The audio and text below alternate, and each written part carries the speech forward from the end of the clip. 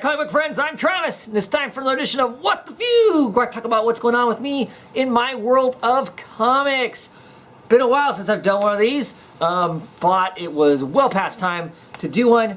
Trying to jump back into doing videos a little more on the regular. Hopefully, I say that and then I don't ever commit to it, so who knows. Right off the bat, let's talk Comic Book Roundtable, because it's been gone for a few weeks. Partially for the holidays, partially because there's some football that I was trying to watch and whatnot. We'll see how that all pans out for me being a fan of the Seahawks. We'll see how that all plays out here in the next week or so. Comic Book Roundtable this week. There will be no Comic Book Roundtable. If for no other reason, then I don't think I'm going to get my books. For whatever reason, my books were shipped a day late. Typically, I would get them today or tomorrow. This is Friday, Saturday. Not sure with the way the weather is and whatnot, whether or not I'll actually get them on Saturday. And then I have a whole ton of them to read to try and get those read, amongst other things I have going on that keep me busy. So I don't know. I doubt that I would get them read anyway to even have a show. Chances are I'm going to get them until Tuesday. So I'm just going to make next week incredibly rough. 40 books basically in a week to read. So it could be an adventure as far as that goes. Comic Book Roundtable going forward is a bit questionable for a while. I don't want the Comic Book Roundtable to be just about me and me talking. I don't have other people on the show. It kind of falls down as being a roundtable. So that being said, right now the other regular that would typically be on the show with me is Mike, Sergeant America. He is currently working the evenings, so he is not available for like 4 months, it sounds like. So I'm not sure exactly how Comic Book Roundtable is going to go. It's probably going to be a catch and catch can, as far as sometimes we're going to have it and some weeks we're not, depending on if other people are interested in being on the show to talk books. Because like I said, I don't want to spend Saturday night talking to myself.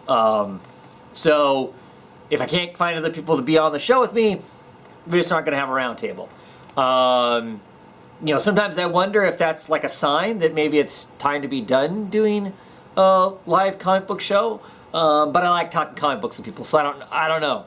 I don't think so, but we'll see. If time goes by and I really can't get anybody else to come on the show and whatnot, that may be the case.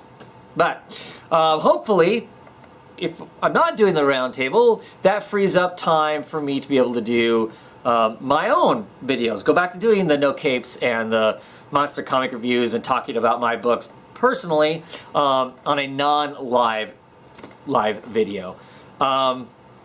Just because if I'm just going to talk by myself, I like the camera set up better than doing a hangout, kind of a thing. Just my personal preference. So that being said, no Comic Book Roundtable this week. We'll see what happens for next week, and then kind of going forward, week to week. We'll see how that all plays out. Let's see. Over the holidays, I didn't get a lot of comic book stuff. I got 2 comic book presents, comic book oriented type presents really. I got the first 2 trades of 100 Bullets, Brian Orazio and Eduardo Rizzo. I like these 2 a lot together. Any of the stuff that I've read, I've really enjoyed. I really like the art. Big fan of Rizzo's art. So I got the first 2 trades of basically their seminal work, their first big real thing, I believe. The 2 of them together. Look forward to jumping into these first 2 trades. I'm sure I will end up getting the rest of them. I'd be shocked if I wasn't captivated enough to continue to read it. I've heard lots of good things about it. So yeah, looking forward to getting on reading those at some point here. I know lots of people made comic book goals and whatnot. I don't really have a whole lot. I have some things I'd like to accomplish and whatnot. I'm jonesing for some comic book art. And I think I'm going to be getting some here soon. I missed out on 2 pages that I'm kind of kicking myself for right now. I didn't pull a trigger on them when I should have. Didn't necessarily know whether I had the money to float to do that now. Now I regret having not pulled the trigger and then figured out how to do it later on. So we'll see. I have a couple other lined up that I'm kind of excited about. Other things I need to do. I really need to get my art framed, the pages framed. Right now they're all just basically stacked up on my writing desk. And I probably have 10 or so pages that I need to get framed and whatnot. I thought I had last year at one point. I kind of teased this giant box. I thought I had it set up.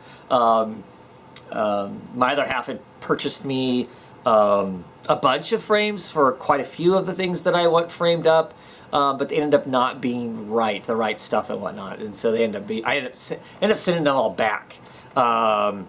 So yeah, it was a bummer, but I need to get on that. I need to focus on that and whatnot.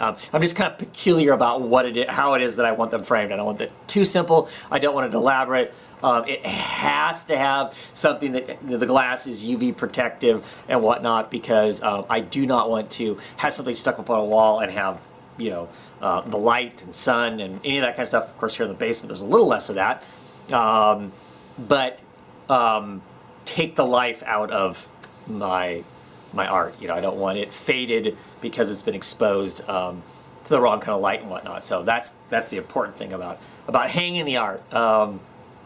Because I do want to hang it, as opposed to just having it. I mean, I thumb through it all the time, but I'd like to have it hung up so it's all around me, so I can just sit and bask in the glory of my original art pages. At any rate, so yeah, so that's kind of my goal. I've got some others. I don't know if I want to commit to camera. I have this massive, boxes back here. I have almost 4 long boxes worth of last year's comics, between what I've collected and, it's part of my pull and back issues and stuff like that I need to get in long boxes, in order, kind of thing. So that's something I really need to do. The last couple times I've had extra time to do that, I have kind of drug my feet and found other things to do. So I just need to figure out a way to focus at taking chunks of it at a time, because of course we're already going into the new year, and I've already got starting to stack up of the New Year's comics, 2017's comics, and I haven't touched 2016's comics yet. So that's kind of frightening. I have a feeling, I have some of these boxes are empty or half full.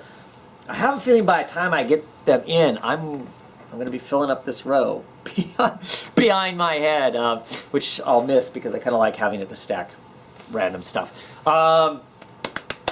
But yeah, I think I'm going to have to buy more boxes. We'll see how that all pans out. What else? I think that's kind of it, except for, so DC has announced another event that they have coming on. They're going to do a crossover between Batman and the Flash. It's called The Button, and that refers to, in the Rebirth issue, if you got that $1 extra, massive thick book, at one point, Batman and the Flash, they find the smiley face button, a la the Watchmen, kind of thing, and then that's all. There hasn't been anything else about that. The heads of DC, Jeff Johns, Dan Didio, Jim Lee, have kind of said, hey, this is what's happening. There's going to be this event. I'm not getting it. Maybe I'm becoming less of a collector because I'm really thinking that, okay, when that happens during that brief period of time, I'm not going to pick up the Flash to give myself the extra story. I may actually drop Batman during that. So maybe I'm even becoming more of a reader as far as current comics go. If it's not telling me what I want to tell, I'm starting to be done. Drop it, move on to something different and whatnot. But I don't know about Batman.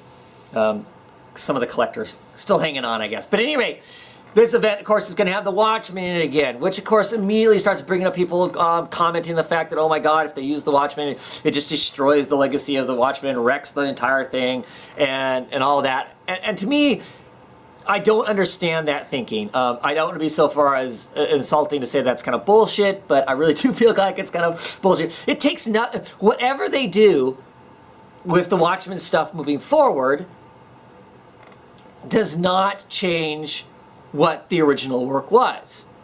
It can make you look at the original work differently, I suppose, But if you're a purist who only wants that original work, it's really easy.